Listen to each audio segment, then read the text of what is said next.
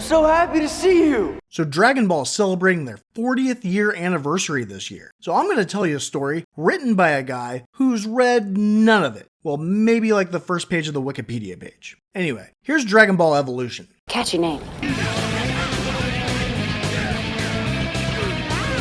Now all we need are marshmallows and a ghost story. So we meet this kid Goku, who's fighting his grandpa on top of a clothesline. Like you do. They're trying to knock each other off, but Grandpa's old ass has a stick, so Goku swats a really big bug in his mouth to distract him so he can make him drop it. So Grandpa's like, that was gross, now I'm gonna blast you with some magic, you little shit. And Goku falls off and smashes some watermelons. You've never done this before, have you? Yes. Many times. Grandpa tells him that he needs to stop relying on his senses and to use his ki, which is the power inside him, but he's never been able to use it, so he tells him to just have faith in who he is. But Goku asks his grandpa if he can't use what he taught him to beat up the kids that pick on him at school, then maybe he could teach him how to pick up chicks. Instead, he gives him his most prized possession as a birthday present, a Dragon Ball. What does it do? Nothing. Well, unless he finds the other 6, and then the 7 Dragon Balls will summon a dragon that will grant him a wish. If it's his birthday, couldn't he have just made a wish when he blew out the candles instead of playing with his grandpa's balls? Okay, gross. But his grandpa doesn't have the other 6. Plus, his grandpa's balls would actually grant him a real wish. So I'm not sure why he would give it to him right after he said he gets picked on and he can't talk to girls. He'd probably just end up wishing for something stupid like money or a loud car. Yeah, something like that. But Grandpa only has 1 ball, and if he hasn't found the others in 70 years, what are the chances Goku's gonna find them all? I've done dumber things with worse odds. And I guess he trains super early, because later at school, the girl Goku likes can't get her locker open, so he uses his ki to open all the lockers. But you said he doesn't know how to use his ki. Now why do you think he was able to do it now? Because the power of boners is strong. Exactly. He was able to use the thing he was never able to use before because he was trying to get laid. Or in this case, run away immediately.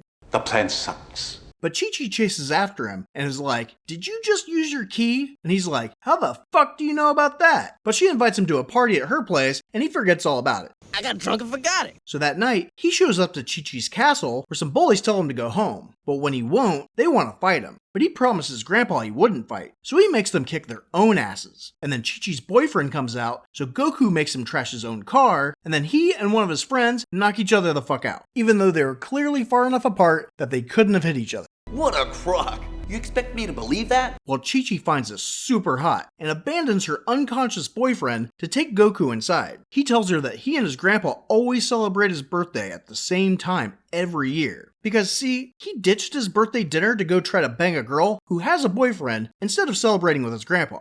Well, let's hope it doesn't happen again. Jerk. Yeah, and it's especially bad because he's been waiting his whole life to figure out what was so important about his 18th birthday. But he couldn't be bothered to hang out with his grandpa for a few hours and then just show up to the party late. Where are your manners? And it's a good thing he did and took the Dragon Ball with him because this ninja chick shows up at his house and starts throwing ninja stars at Grandpa. And when she runs out, he's like, come at me, bro. But then this green alien dude comes in and tells her that the Dragon Ball isn't there. So he crushes the house on Grandpa. And then the moon pulsates and the Dragon Ball in Goku's pocket glows. So he knows something's up.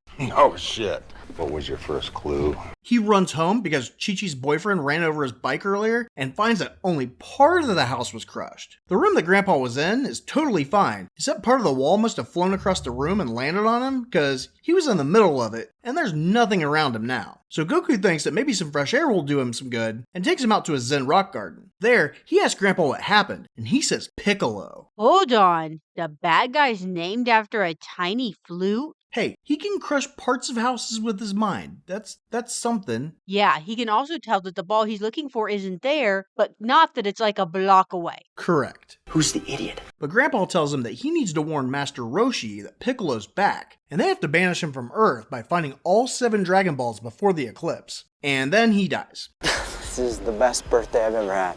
So he's got 2 weeks to find the other 6 balls, including the one that Piccolo's ninja chick already took from this one lady. So Goku buries Grandpa in the backyard and goes inside where the cyberpunk chick pulls a blaster on him. She knows he has what she calls a promethium orb, so she shoots at his head, but he ducks. She then has the blaster to his chest, and now decides to talk, saying that he stole her 5-star ball last night, and he's like, this is my grandpa's 4-star ball, idiot. So lucky for him, they numbered him. But she saw the ninja chick steal the 5-star ball from her dad's company vault, where not only did she have clearance, but got there in the middle of the night during the robbery.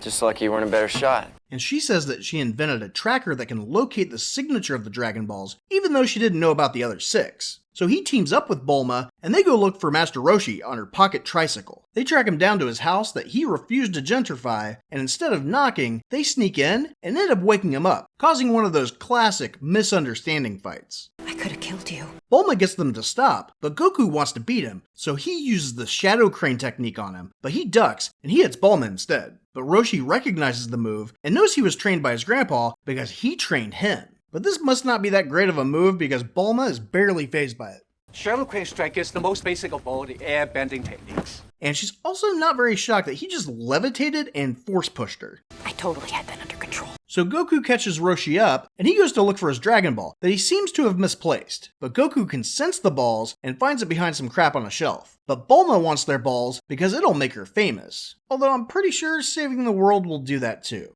They'll never know what you sacrificed for them. They have no idea. But before they can find the next ball, Roshi needs to train Goku on how to bend the elements. Does he have to learn how to dance like Ong did? No, he has him carry a huge backpack full of Roshi's crap while chasing them on the tricycle. Yes, Jedi strength flows from the Force. And don't call him Ong. Apparently, it's Aang. Then why did you call him Ong? Because Shyamalan didn't know his source material. The monks named me Ong. And we got really bitched at in the comment section for that. What? Never mind. So they get to the Sacred Stone Temple, where it's been overrun by some karate class that's training for a big tournament this weekend. And who should happen to be there but Chi-Chi? Oh, I so pity the dude who pressures her into prom sex. See, she wanted to tell him at the party that she fights too, but he left because his stupid grandpa died, so she didn't get a chance to. Something more important than me? She also doesn't wonder what he's doing all the way out in the desert and not planning his grandpa's funeral or finding a new place to live. But Bulma gets a Dragon Ball signal and they take off. And Goku needs to do a handstand until they get there for some reason. But they fall in some random hole in the road, and some random guy immediately comes to their rescue. Of course, Yamcha set the trap and wants Bulma's wrecked tricycle as payment, but they say no, even though it's 20 feet down a hole. So hours later, Roshi tells them how Piccolo was imprisoned 2,000 years ago, and somehow Piccolo has returned. he also had this monster Usaru that apparently fucked off and no one knows where it went. Notice we're missing something here? And when he sees that Yamcha's still there, Roshi jumps out of the hole with zero effort and recruits him to help them recover the Dragon Ball that just happens to be somewhere in the cave they're in. What? So after Yamcha drills for like 10 seconds, a tunnel opens up and they travel down to a lava pit. It's gonna be hot, hot, hot. They find the Dragon Ball almost immediately because it's like just chilling on a rock. But then these monsters show up to fight them. But these dudes can heal themselves because they're made from Piccolo's blood. So they just chuck them in the lava, and then Goku uses their corpses that float and apparently aren't flammable to jump across the lava to get the 6-star ball. But while he's having a vision of the future, the ninja chick comes out of nowhere and takes the ball. But Goku grabs her, so she punches him in the face, but it doesn't hurt him, so he smacks her in the belly and goes back to his friends. Bulma doesn't think that they can find the other Dragon Balls in time, since they now only have 2 days left. So I guess they were in that hole a lot longer than I thought. But Roshi knows of another way to save the world, but unfortunately, the ninja chick overheard where they're going. That's cheating. So when they get to Toy-san, Roshi fucks up this dude Sifu's art project, and then asks him to make this special thingy because Goku won't be ready to fight Piccolo by tomorrow night. Who's ever ready? And while this is happening, the ninja chick entered Chi-Chi's tournament at the last minute to get a sample of her blood, even though there's no way of knowing that this is Goku's love interest. And he shows up just after she forfeits and fucks off. And I guess he was just there to say hi, because he immediately ditches her to go train. Roshi wants to teach him this master airbending move, but this can only be performed by someone who's mastered their ki. You mean the thing that he just figured out how to use by accident a few days ago? Hey, he did it on purpose at Roshi's house like a day later and then never again, but I'm sure he's got this. So Roshi shows him how to channel the Kamehameha and uses it to light a lantern. Wasn't he teaching him an airbending power? Shut up. Maybe he was about to go out and he stoked the flame or some shit. This is probably some Fire Nation trick. But Roshi tells him to light the torches outside and then fucks off without making sure he knew what he was doing first. Teach me. No. And outside, he's getting frustrated because he can't do it. But Chi-Chi stalks his ass to the temple and implies that she'll kiss him if he can light the torches. So he immediately masters the Kome Hardy Har, because the power of boners is strong. That I want to explode. But while Chi-Chi's with Goku, the ninja chick's pretending to be Chi-Chi with the help of a polyjuice potion she made with her blood, and sneaks into Goku's room to steal the balls. But she's caught when Goku needs to rub one out after kissing Chi-Chi, and finds out that the chick who wasn't even supposed to be there has a doppelganger there too. Nice shoes. She also found the exact outfit the real Chi-Chi would be wearing to stalk Goku later that night. So they get into a which one is the real one fight, and Goku chooses wrong and knocks the real one the fuck out. Sorry. And then he gets shot in the face. So the ninja chick parkours up the wall and glides away. Roshi then uses the Carpi Hoppy Haul on Goku to make him not die. Then Bulma's detector shows that Piccolo has all 7 Dragon Balls, so it's a good thing they have a backup plan on how to defeat him. Well, hold on, I'm not really sure where he got all 7. So we know our 3 main characters all had one. Then there's the random chick, there's one in the lake I didn't tell you about, and then there's one in the volcano. So where was the 7th one? Are we just supposed to assume that Piccolo took it with him to prison? He hid it. In one place he knew he could hide something, his ass. That was my hell for 2,000 years. And just as they need to go, Sifu shows up with this decorative vase and tells him good luck. So Sifu gave Roku a trophy for using the hippity-hoppity to save Grogu? Look, all you need to know is he force-healed Goku, and now they have a magic vase, okay? So they take off in Yamcha's hover hummer and make it to the Dragon Temple just before Piccolo can summon the wish-granting dragon. But Roshi and Piccolo's blast scatter the Dragon Balls, but also pop a tire on the hover hummer, so they crash. They only have until the end of the eclipse, so since time is of the essence, Goku changes into his grandpa's karate pajamas. What happened to your shirt? Roshi sees that the decorative vase got ejected from the hover hummer, so he needs to get that. And Piccolo needs to get the Dragon Ball that rolled off the cliff. So he jumps down. Do a superhero landing. Woo! Superhero landing! Yeah, that's really hard on your knees. He then tells Goku that he isn't gonna fight Uzaru because he is Uzaru. It's not true. That's impossible. I don't think Goku had it in him.